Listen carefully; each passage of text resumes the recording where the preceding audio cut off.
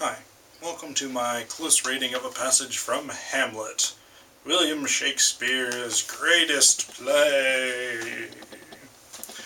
Okay, so the passage that I've chosen to do this close reading on is from Act 1, Scene 1, and this is a passage spoken by Marcellus, who's sort of a throwaway character.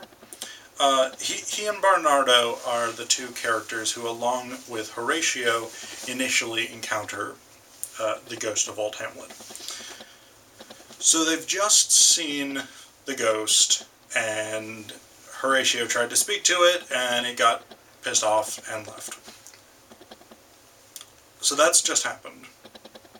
And then we get this really odd passage here, where Marcellus says, "Good now, sit down and tell me, he that knows, why this same strict and most observant watch so nightly toils the subject of the land, and why such daily cast of brazen cannon, and foreign mart for implements of war, why such impressive shipwrights, whose sore task does not divide the Sunday from the week? What might be toward that this sweaty haste doth make the night joint labourer with the day? Who is't can inform me?"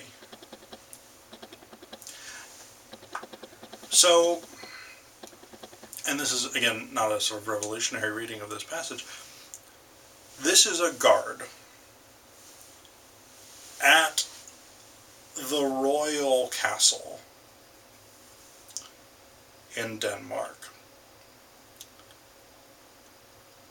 who is confused about why it is that they're preparing for a war. The gist of this passage is, why are we building so many implements of war, and why do we have to keep lookout? Horatio, who is a foreigner, he's not from Denmark, as far as we can tell, because he was Hamlet's friend in Wittenberg, where Hamlet went to school. Horatio is the one who's like, "Oh, I can tell you.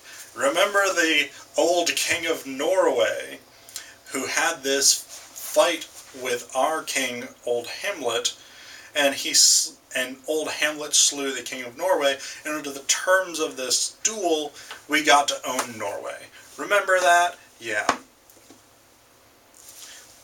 What doesn't make sense about the passage, in terms of the action of this play, is why Marcellus does not know. Like, there's no sort of logical explanation, I think, of why Marcellus is like, "I don't even know why we're here." The point is not a plot point. The point of the passage is an expositional one. So Horatio gives us this long speech where he explains about the duel between old Hamlet and the king of Norway, and how old Hamlet won and they got to own Norway. It doesn't make any sense in terms of the plot of the play. Particularly since the last thing that happened before this was, "Oh God, the dead king's ghost is here, and it's angry at us. Well, let's have a chat about history, shall we?" No, it doesn't go that way. So what this passage represents to me is this sort of nonsensical instability in the entire play of Hamlet.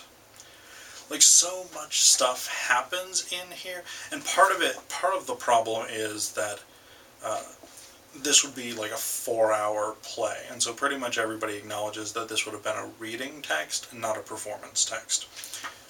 But so much stuff happens that doesn't make sense with stuff that's come before it, that's not prompted by the action that comes before it. Like, the to be or not to be speech makes no sense at the place where it's listed in the play. And so this is what we get here, is this sort of microcosm of the nonsense of Hamlet.